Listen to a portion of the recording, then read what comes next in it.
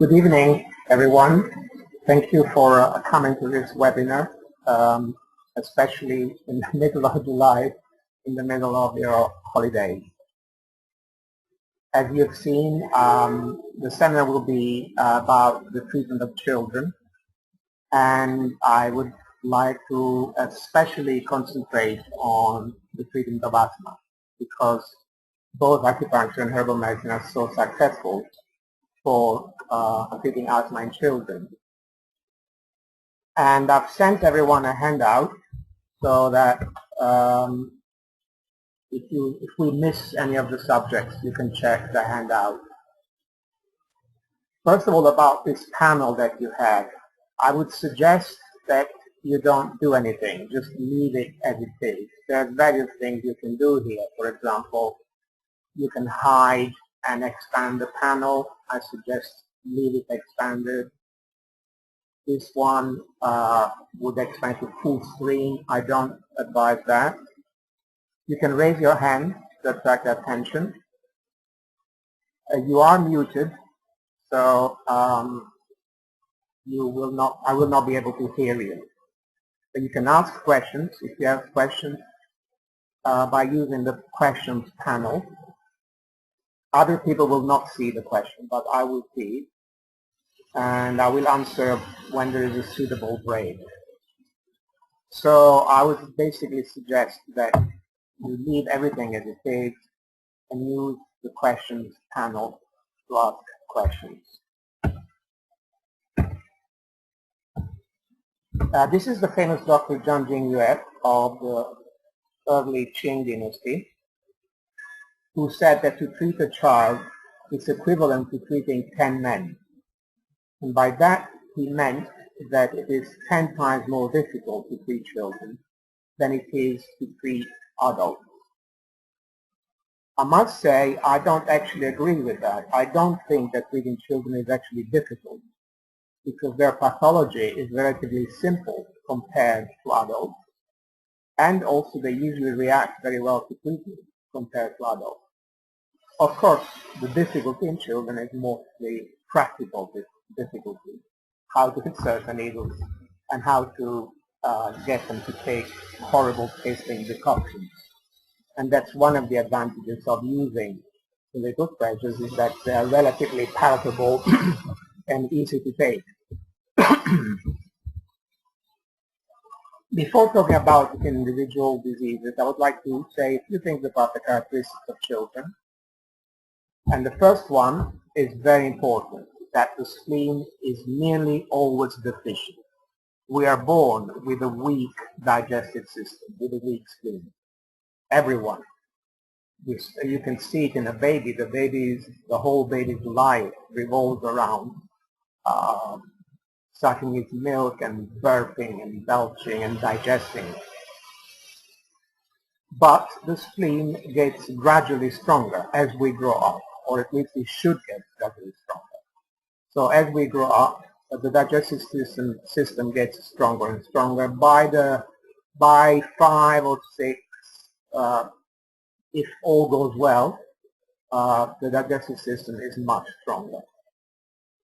Well, what it does mean that the spleen is often deficient is that when I use a herbal remedy, this is reflected also in the little treasures, I nearly always will have one digestive herb. Whatever the child has, whether he has an enuresis or asthma or cough, there would probably be at least one digestive herb.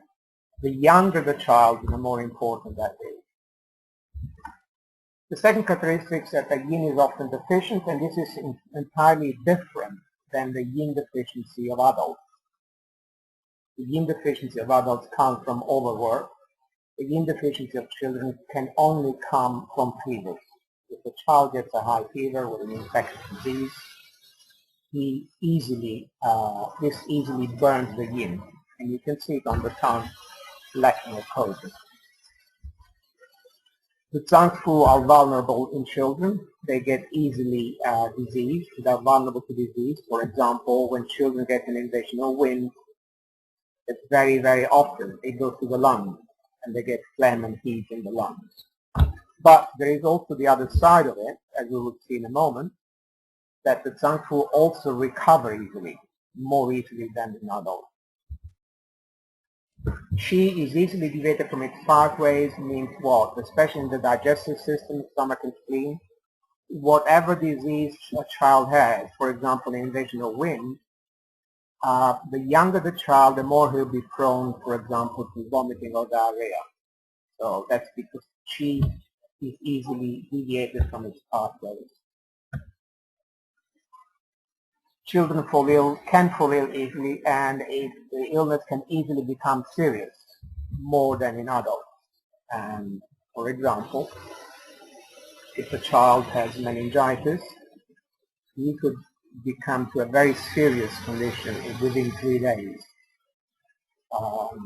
And in the beginning stages, it would not be discernible from any normal invasion of wind.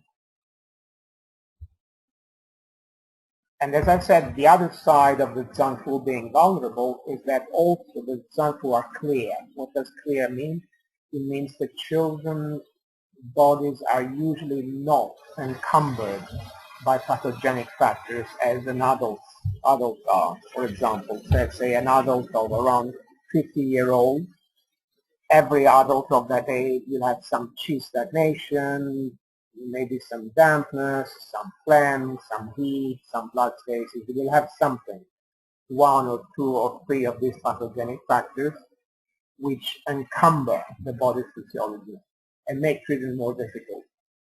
Not so in children, and that's why it's very rewarding to treating children, because they do react well, because the Zangfu are clear.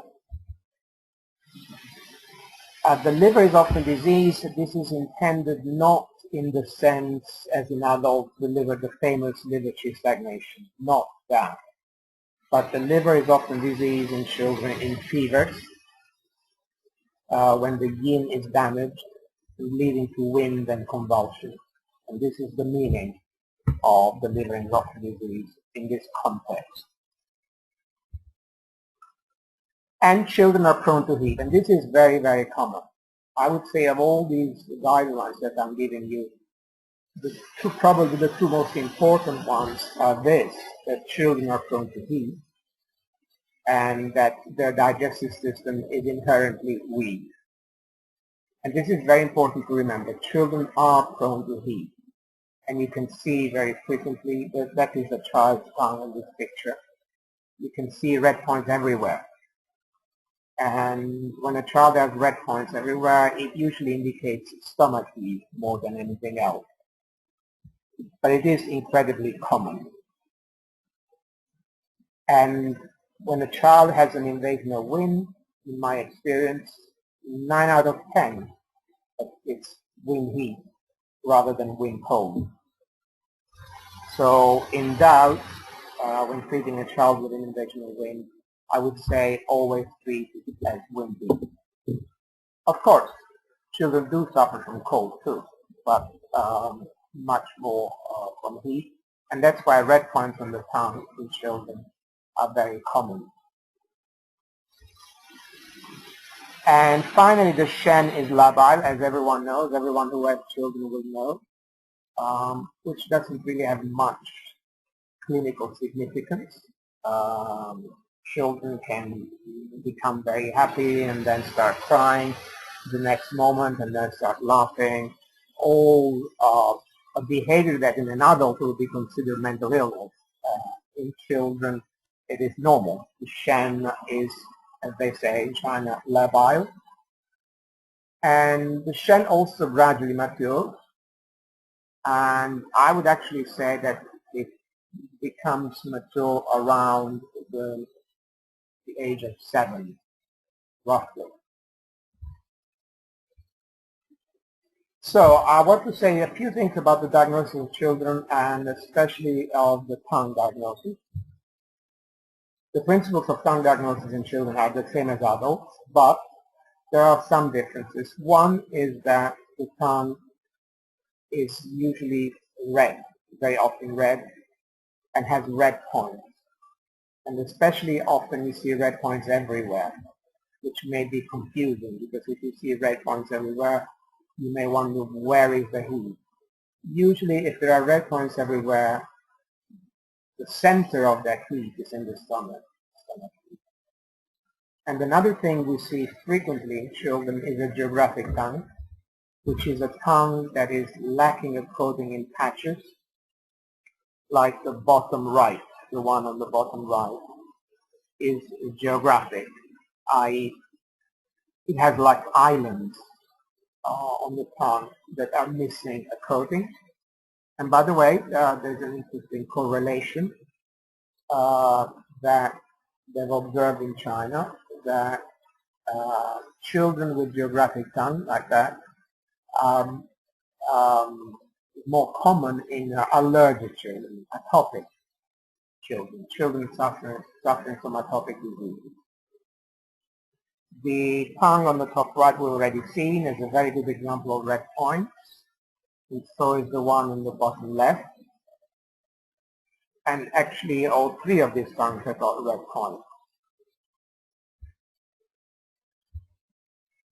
And the top left is even a more severe case. The top left will be a very good example of a yin deficiency tongue in a child from a fever.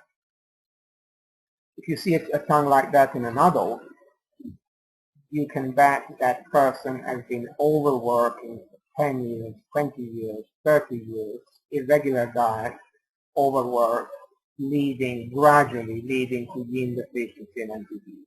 In a child, that's not the case. Most commonly, that will be to fever, burning the yin. And again, we see here examples of many tongues with the red point. So let's talk about acute tonsillitis. Acute tonsillitis is a very good example of toxic heat. And if you look at that picture there of tonsils on the top right, you don't need any other diagnostic element. You don't need the tongue, the pulse, face, symptoms, nothing. Just looking at the tonsils like that, that is toxic heat. Why is it toxic heat? Because toxic heat is a heat which manifests with redness, with swelling, with pain, and pus. So a swollen tonsil like that from an acute infection with pus on it cannot not be, it is toxic heat. The toxic heat is a type of heat, except that there is a specific category of herbs that clear toxic heat, which are used for that type of tonsil. And the remedy throat soothe will be the remedy for this type of invasional wind heat. This would also be an invasional wind heat, but complicated with toxic heat.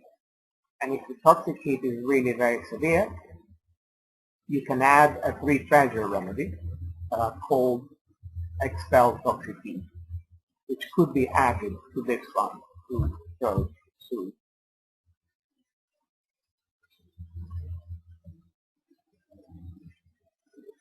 If the tonsillitis becomes chronic, which is very, very common in children to happen, then you can use this remedy called sinus relief, which is for residual pathogenic factor. And residual pathogenic factor is extremely common in children. If we go back to this for a moment, let's say a child has got an invasional wind heat with tonsillitis like this.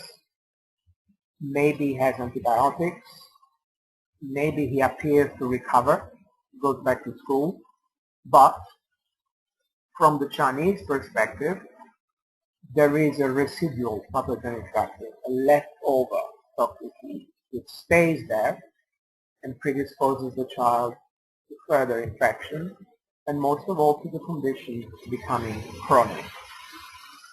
So throat soothe is for the acute stage, and sinus relief is for the chronic stage of residual pathogenic factor.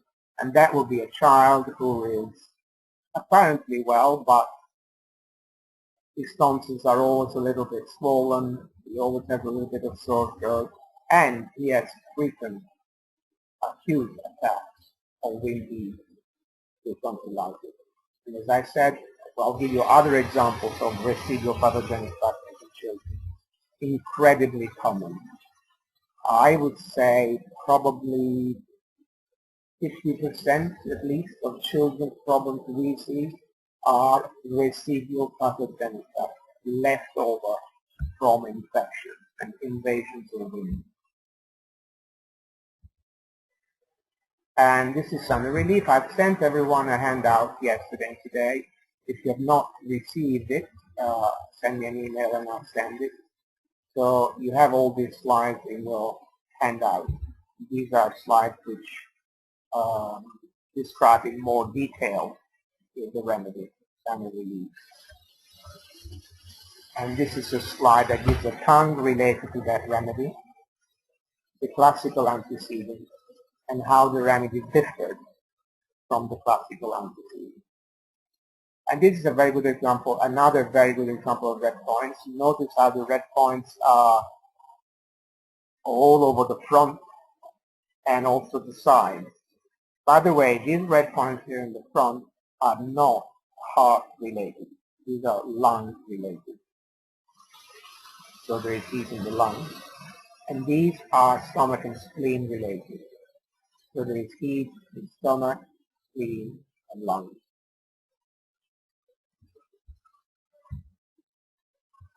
And let's talk about a chronic otitis. Again, I'm only concentrating on the chronic part of it because that's what we very frequently see. We'll see a child who has repeated ear infections. And the most common cause of that, as you can see from this arrow here, is again a residual pathogenic factor. The child had an invasion of disease, maybe was treated with an antibiotic, he appears to recover, but there is a leftover pathogenic factor, which in the case of the ear will be damp heat. So the most common situation will be that there is damp heat in the ear, which will be Shaoyang area, against the background of stomach and spleen deficiency. Incredibly common situation. And that is what this remedy is for. The remedy ear relief is for chronic conditions of recurrent ear infections against the background of stomach and spleen deficiency. Incredibly common. So ear relief treats primarily the residual pathogenic factor. If the spleen deficiency is pronounced, you can combine it with little sentinel. Little sentinel is a stomach and spleen tonic for children. By the way, when I use two remedies, I prefer to use them at different time of day. For example, in this case, I might use little sentinel in the morning and ear release in the afternoon rather than half and half. I prefer that way, and I think it works better that way. And again, here you've got two slides which describe the remedy more in detail.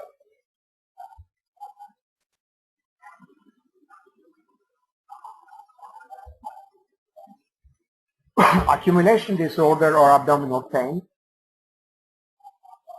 is also incredibly common in children. In Western medicine too, it's a very common problem, and in Western medicine actually is also very kind of, very often there is no explanation for this. Accumulation disorder is usually the name given to younger children, to babies, which is equivalent to retention of food. It simply means that the spleen cannot digest the food accumulates, and it is a form of dampness, but it's not called dampness, it's called accumulation disorder in babies, which will cause abdominal pain. Incredibly common. and unfortunately very, very common in the children we see, because many of the children we see do not have a good diet. Starting from the beginning, they may have been weaned too early, or they may not have been breastfed at all. They may have had solid food too early. And later on, and we all know, many children will have too much sugar, too much bread, too much biscuits, cakes, sweets, and things like that. All the things which would definitely lead to what is called accumulation disorder. And accumulation disorder is often in the children we see combined again with the spleen deficiency. And the remedy I have for this condition is tummy soup, which is, as you can see from these ingredients, it partly resolves dampness, partly removes chi. There's only one tonic herb, hydroshen, and there are 3 digestive herbs in this case: Shanja, Lycophyll, and Guya. So the emphasis of this remedy is primarily on the food accumulation rather than tonifying the spleen, although there is one spleen tonic. So again, this remedy could be combined with Little Sentinel if we want to tonify the spleen more. And again, I would use Little Sentinel in the morning and tummy soup in the afternoon. By the way, don't be too worried if you miss something, because you will also get a recording of this lecture. So you already got the handout, and you will also get the recording, so you're not going to miss anything. These 2 tongues here are good examples of swollen tongues, because the tongues would be swollen in food accumulation, which is, as I said, somewhat akin to dampness or phlegm. Let's talk about cough in children, another also very common situation, often as a consequence of an invasion of wind. And as we will see when we talk about asthma, in Western medicine there is a tendency of diagnosing a cough as asthma. There is a kind of dogma that if a child has a cough at night, then it's asthma, then it's treated as asthma. That would not be so from the Chinese point of view. There is 2 categories of disease. Cough and asthma in Chinese medicine are 2 separate categories of disease. And chronic cough after an invasion of wind is incredibly common, again due to a residual pathogenic factor in the lungs. And the residual pathogenic factor is either heat or phlegm or both, phlegm and heat. It is very seldom cold phlegm. 9 out of 10 it is phlegm heat. So it's either phlegm or heat or a combination of phlegm and heat.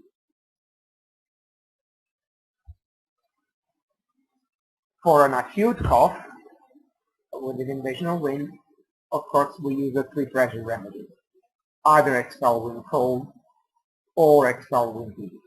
As I said, in children in doubt, I would always use expel wind heat for an acute cough, which is relatively easy to treat.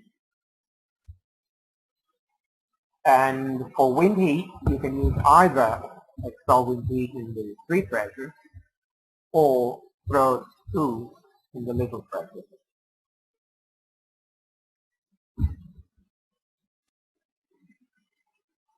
And these next 2 slides explain more in detail the remedy for Su, which is a variation of the very famous Yin Chao San. And I've changed it by adding some more herbs which have actually an antiviral effect. And there are also some more herbs that will treat cough. And there is two herbs for toxicity as well. That's why we use those two for acute tonsillitis.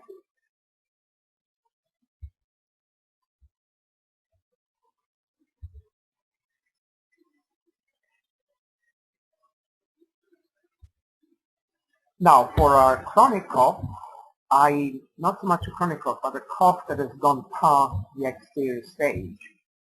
A cough that has gone past the beginning stage. So a child has got a cold, an invasion of wind, and the pathogenic factor penetrates in the lungs.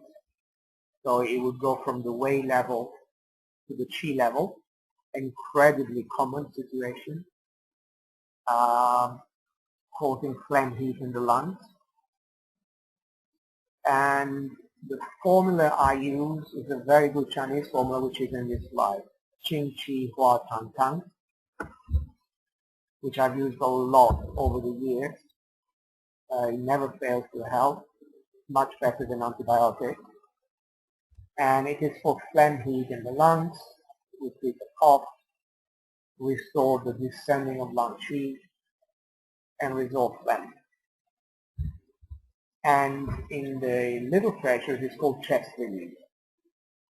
The chest release is a variation of Qing Qi Hua Tang Tang, as we've seen in this previous slide, which means clearing qi and resolving phlegm decoction. So that's if a child has more of an acute chest infection. If the phlegm heat in the lungs becomes more chronic, it's not acute, the child doesn't have a fever, but there's a constant cough, then I might use Wendantang, which you can see in this slide, which in the little pressures is called resolve phlegm. So these two are two very fundamental remedies for phlegm heat in the lungs causing cough. One more of an acute stage, chest release, and the other resolve phlegm more of a chronic stage.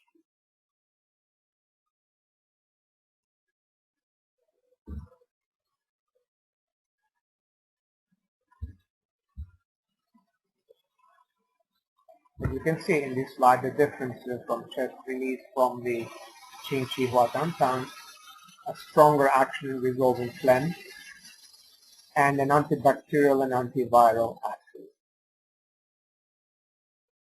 And the tongue would be red with a sticky yellow coating as the tongue on the left, especially the one on the left.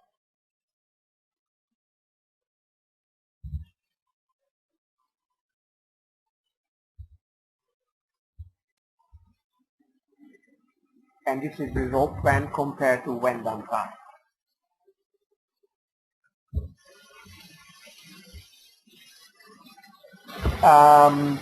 Briefly, enuresis in children. The pathology of enuresis in children, 9 times out of 10 is a deficiency. The lung, spleen, kidneys, or a combination of these, and basically also characterized by qi sinking, qi descending. Occasionally you may see a child with enuresis with a full condition. And if it's a full condition, very often the one I see most is liver fire. So that would be seen in a more nervous child, a more irritable child, or impatient child, or highly strung child. Then the enuresis might be due to liver fire infusing downwards. But in most cases, it's a deficiency. Lungs, spleen, kidneys, or a combination of these. And very often it is of a constitutional origin. Very often it may be a constitutional kidney deficiency.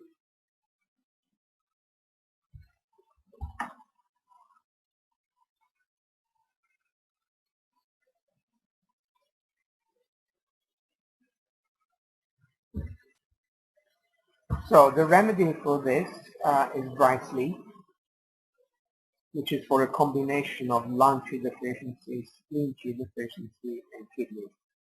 deficiency.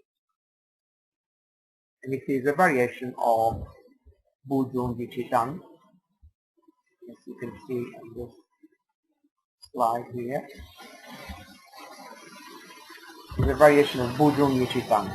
And Bujung Yichitan is a famous formula from Lidung Yuan that lifts qi, makes qi rise, and by doing that it would help enuresis, combined with another formula called Suo Chuan 1, which is a kind of an astringent formula. And I've made a change to the two formula by introducing some herbs to calm the mind, which would help the enuresis. Because very often at the root of this enuresis there is also an element of fear. The fear affects the kidneys, some insecurity in the family from some family situation.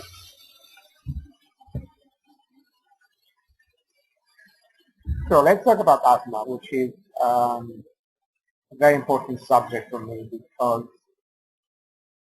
when I was practicing in England, I saw a lot of children with asthma and eczema.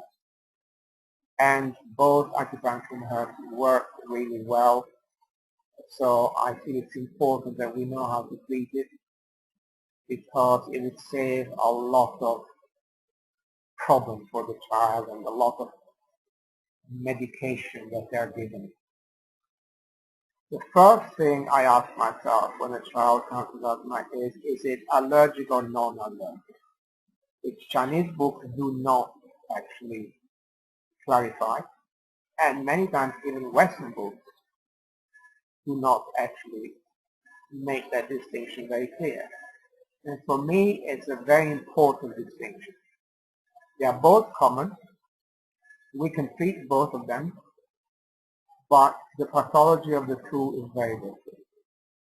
So let's talk about the allergic asthma first, and I think we've got a good slide here that summarizes the characteristics. How do we know it's allergic asthma? From these features here. Very often it's associated with eczema. Classic situation would be a baby who gets eczema when he's 3 months old and has eczema the first 3 or 4 years of his life, and then he develops asthma when he's 4 or 5 or 6, or vice versa. So there's a very strong association with eczema, which, by the way, Chinese books never mention. Any Chinese book that deals with asthma, I've never seen one that tackles the fact that it's associated with eczema and why is it associated with eczema. Second is asthma is clearly allergic. Pollen, dogs, cats, horses, most of all house dust mice. And the skin tests are positive, which should be done. The characteristic of asthma is also that wheezing is more pronounced than cough. Classic wheezing. There's not a lot of phlegm. There's a familial incident. It occurs in atopic individuals. What does that mean? Atopy is not a disease. It is the tendency to develop a disease, an allergic disease. And atopic individuals have a raised excessive number of IgE, which are the immunoglobulin responsible for the type 1 allergic reaction of asthma and eczema and rhinitis. And atopy is something you're born with, but it is not a disease. So you can be atopic and not have asthma, not have eczema, and not have rhinitis. But those who do have allergic asthma, allergic rhinitis, and eczema are atopic. And lastly, early onset. Usually allergic asthma is there from childhood. Not necessarily. I've seen it a few cases when it starts as a minor, but usually it starts from childhood. And these are the characteristics of non-allergic asthma. which we're going to discuss soon after the allergic one. But as you can see here, they are the opposite of the first. It's not associated with eczema, it's not allergic, skin tests are negative. Notice how cough is more pronounced than wheezing. There is a lot of phlegm, no familial incident. So they're very different diseases. And in my opinion, the pathology from the Chinese point of view is different. And this slide here illustrates the allergic asthma. There is a picture of a small girl, of a young girl, to illustrate the fact that it starts early in life. And in that picture it also shows the allergens. You can see there the pollens, but also foods can be allergens. Eggs and fish and milk especially can be allergens. And by contrast, this is a non-allergic asthma. So let's talk about allergic asthma first. This is only a reduced discussion of allergic asthma. I have a long discussion of it in my book, The Practice of Chinese Medicine. I have my own theory of allergic asthma, and very briefly in my theory, allergic asthma is different than Xiaochuan. If you look at the Chinese terms in this slide, Xiaochuan, every book will say that asthma in Chinese medicine is Xiaochuan. I do not agree. If you look at the symptoms of Xiaochuan, they don't really describe the symptoms of allergic asthma. They don't describe why it is allergic, what does it mean. They don't describe what atopy is, why is it associated with eczema, etc., etc.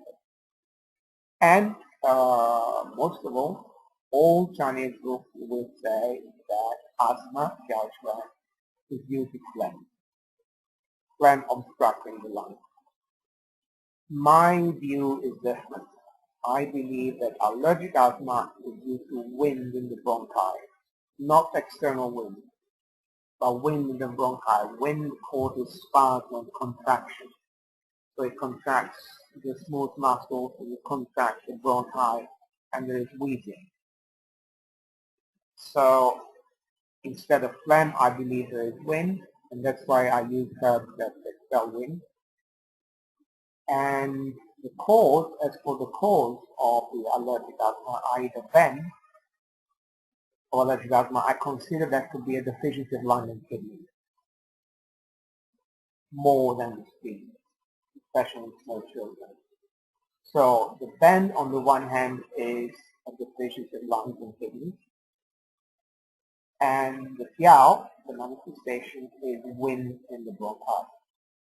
And in the three treasures, I have two remedies which are specific for that, for the ven of allergic asthma.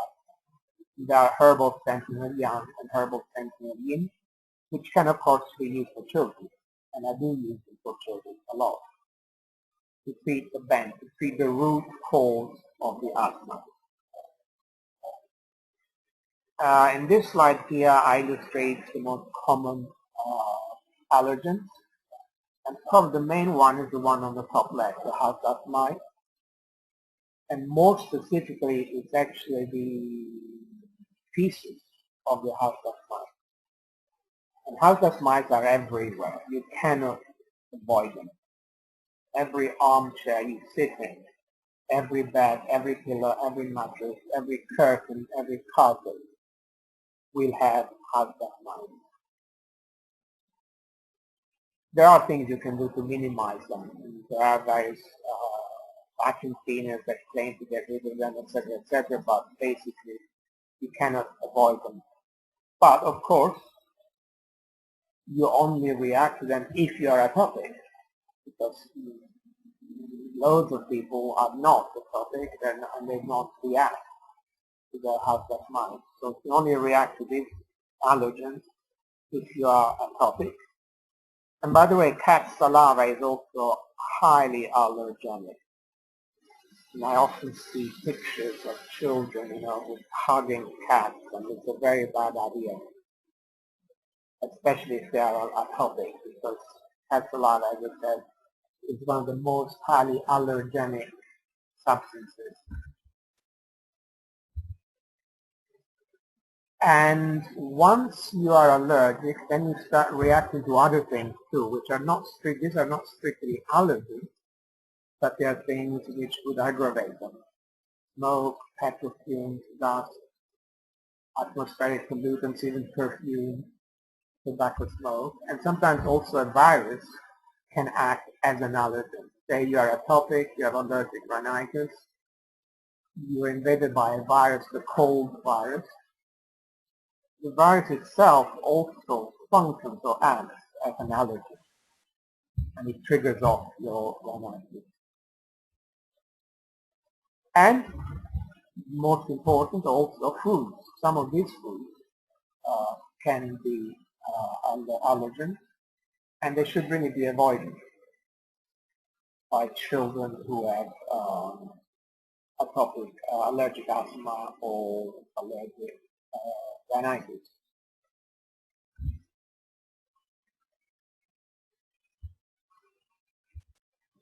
So this slide here summarizes the congenital allergic asthma from the acquired asthma with the pathology. And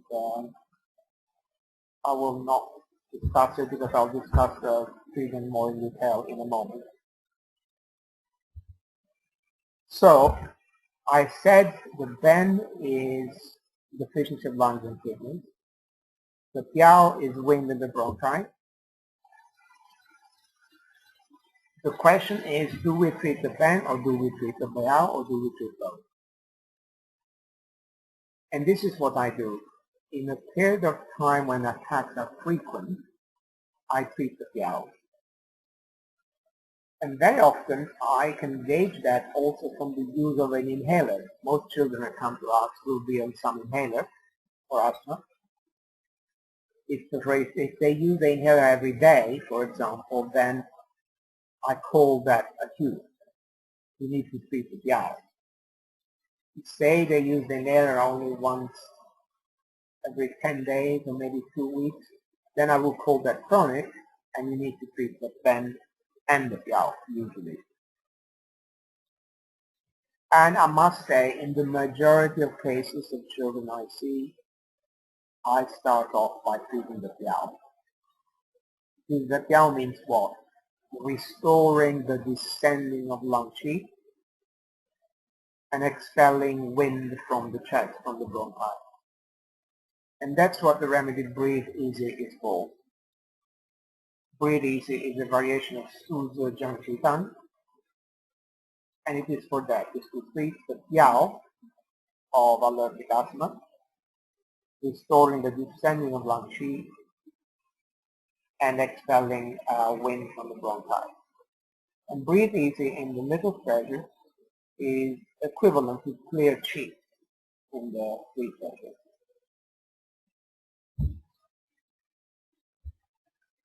So that's what I do when I treat the PIAO.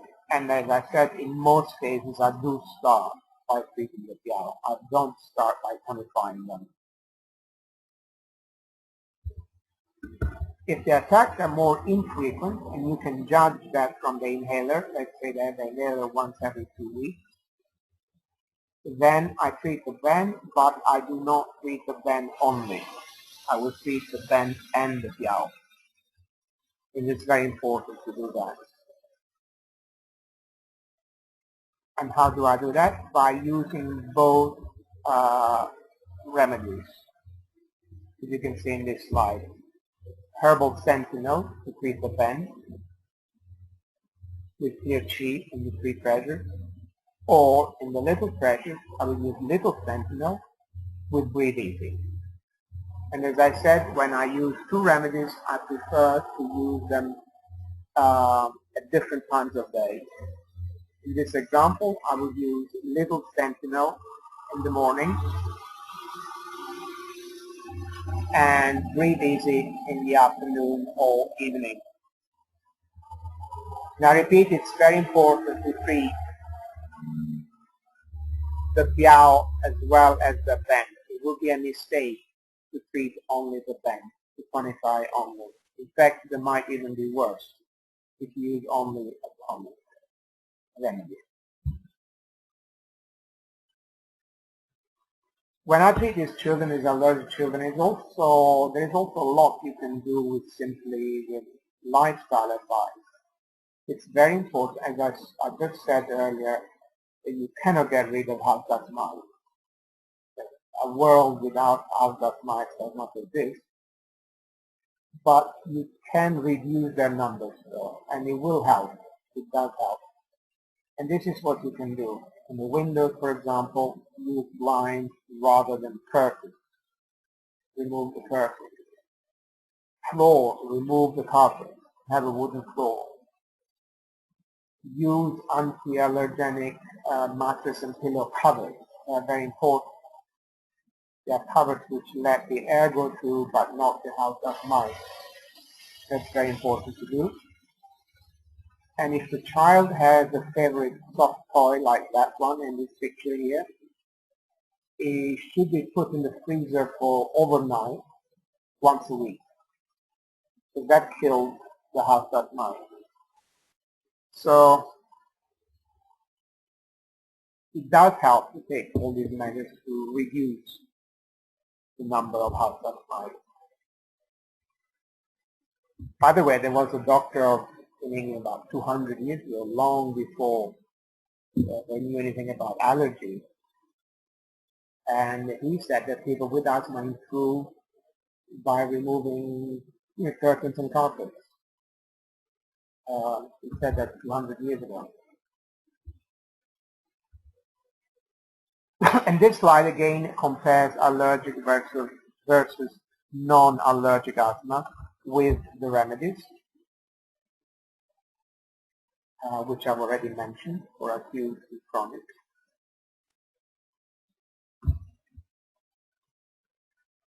So let's now talk about the non-allergic asthma.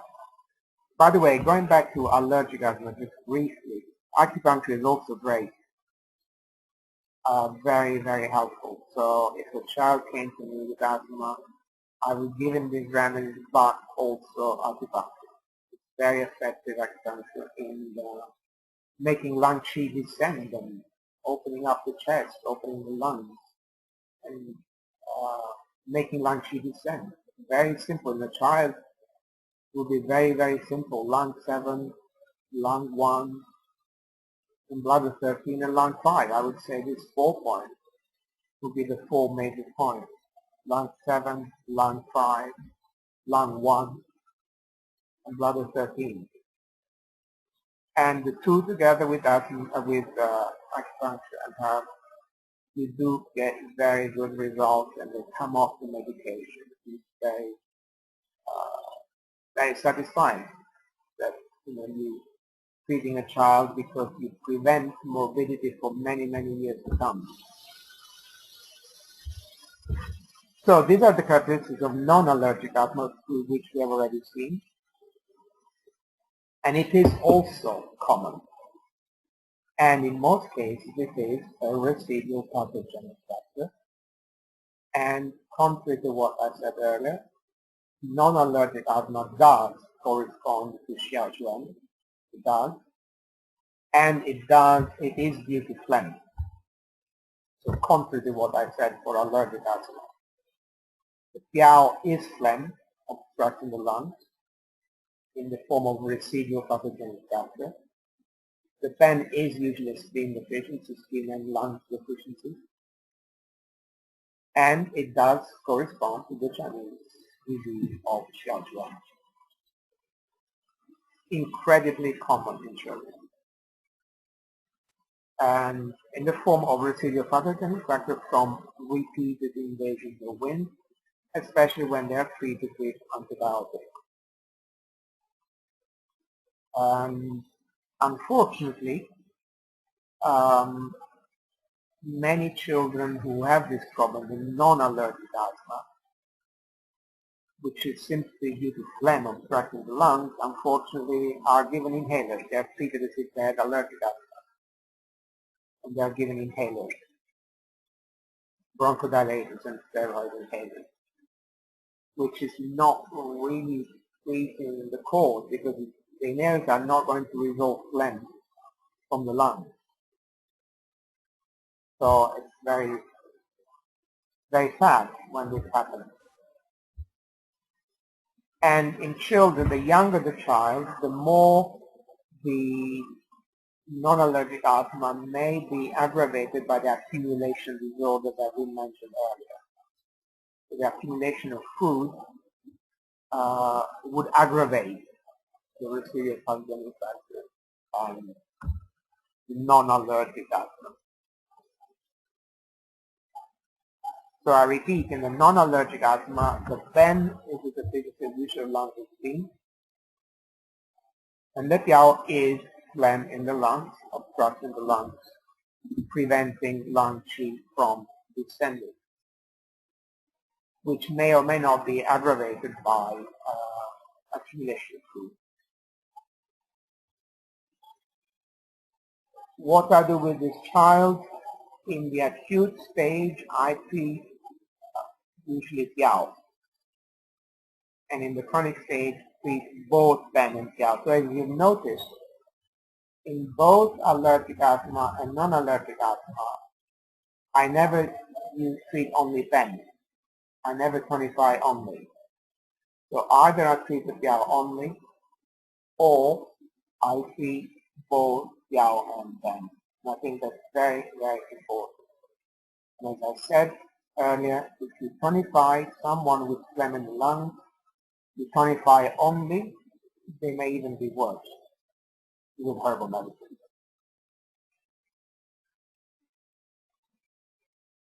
And so in the acute period, I use Breathe Easy plus resolve phlegm. Why both? Because Breathe Easy will stimulate the descending of lung qi, and resolve phlegm will resolve phlegm from the lungs. In the chronic period, I use 3 remedies: Breathe Easy, resolve phlegm, and little fentanyl. Again, when I use 2 or 3 remedies, I use them at different times of day.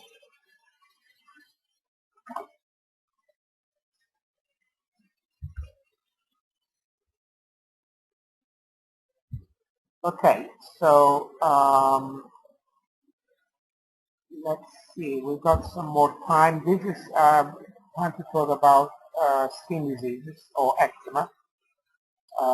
Since we have discussed allergic asthma, many of these children also have eczema, and actually in England I saw a huge number of children with eczema. And children or teenagers or adults for that matter. And especially in children, it makes their life a misery, a total misery. It's a dreadful disease. So it's very important to be able to treat it. And again, herbal medicine is very good for that. Acupuncture is also good for that. And I use very frequently this Chinese formula, Chu She Wei Lian Tang, variations of that formula. And that's why I've chosen that formula for clear radiance. So clear radiance can be used for atopic eczema. And this remedy resolves dampness, but also expels wind and clears heat. And there is a couple of herbs that calm the mind. Why calm the mind? Because calming the mind will help to stop itching. Because actually the major problem in atopic eczema is actually the itching and the scratching. Some of the skin manifestations, the swelling of the skin and the redness, the excoriation of the skin, is not due to the disease, but is due to the scratching. So it is of major importance to actually stop itching. And you stop itching partly by clearing heat, partly by expelling wind. And by the way, acupuncture is also good to stop itching. And with acupuncture, you stop itching by treating the heart. Heart 7, for example, will help to stop itching. So that's very important to do.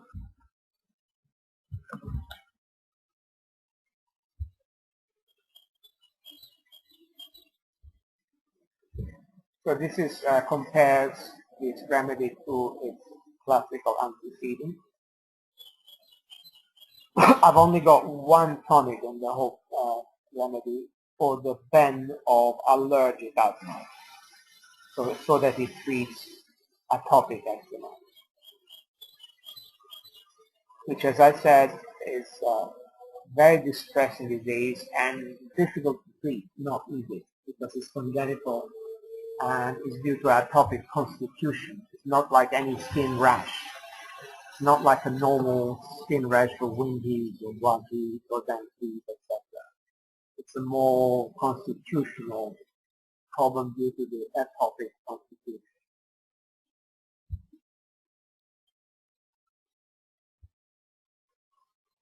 Little Sentinel is a tonic remedy.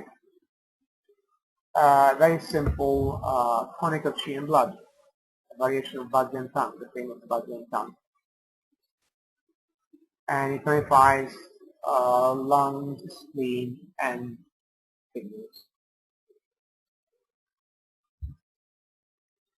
So I've mentioned Little Sentinel a few times in connection with treating the bend, either allergic or non-allergic asthma, treating the bend. Or Little Sentinel can also simply be used in a child of a weak constitution with a weak spleen, provided there is no residual pathogenic factor. If there is phlegm, food accumulation, then that must be treated before you tonify.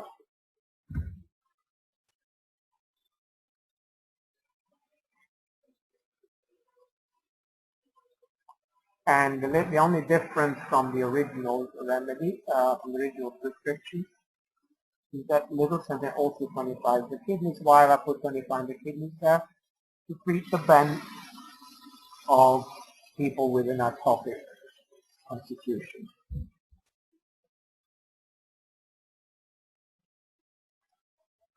And losing mind is the remedy for ADD, attention deficit disorder, or ADHD, attention deficit hyperactivity disorder, which is probably a new disease. I say probably because we don't know whether people had ADD in ancient China. They might have had, we don't know. But it's certainly a disease that is very much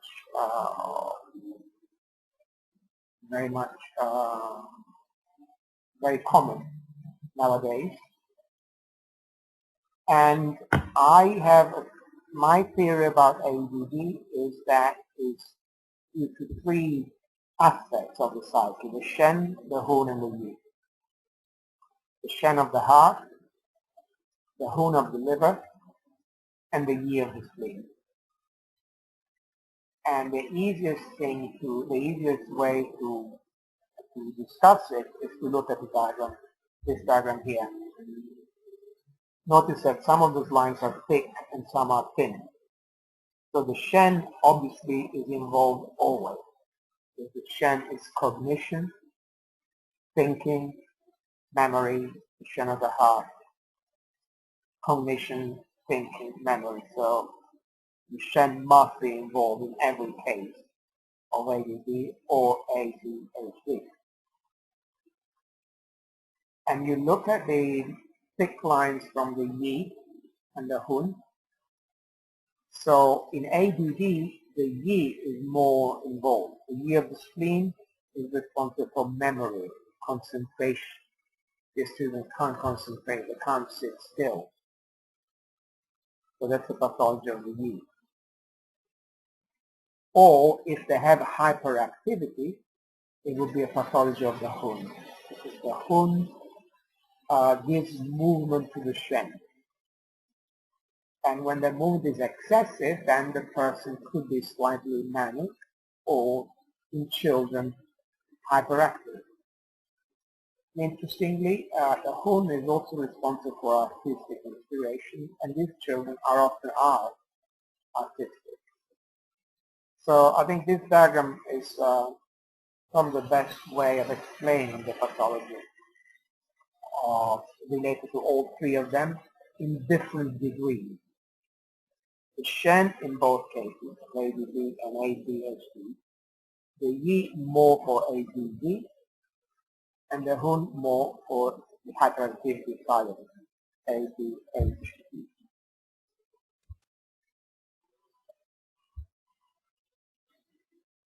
And this diagram also explains the various pathologies. Some of it may be deficiency, and some of it may be due to phlegm, or maybe fullness. Some may have heat, heart heat, or heart heat. And the remedy I've chosen, the prescription I've chosen, is a variation of Twenzorentan. Twenzorentan, which is a formula that nourishes the liver yin and calms the shen and the hun. But I've changed it, 25 heart blood, which is 25 the shen, and also subduing liver yang for the hyperactivity side of it.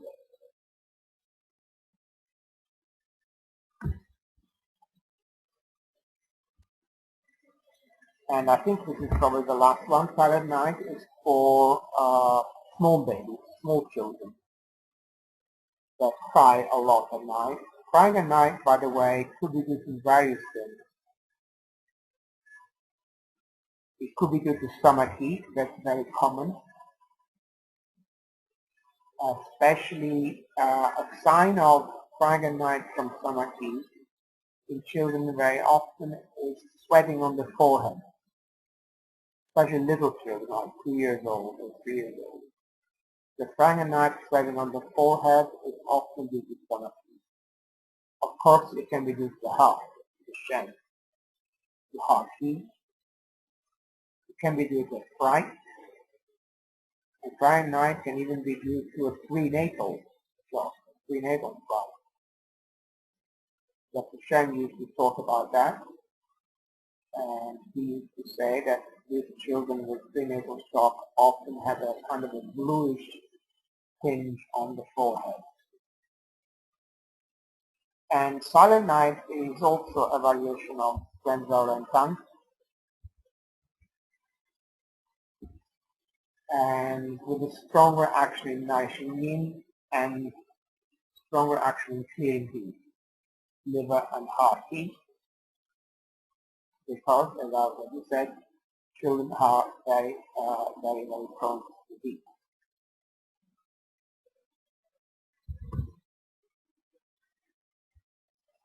And I think this brings us to the end of the webinar. As I said, if you have not received the handout, let me know and I'll send it. And also you will receive a recording of it, so you don't miss anything, but wait a few days before you get the recording. So thank you very much for attending, and for especially in July, in the middle of the holiday time.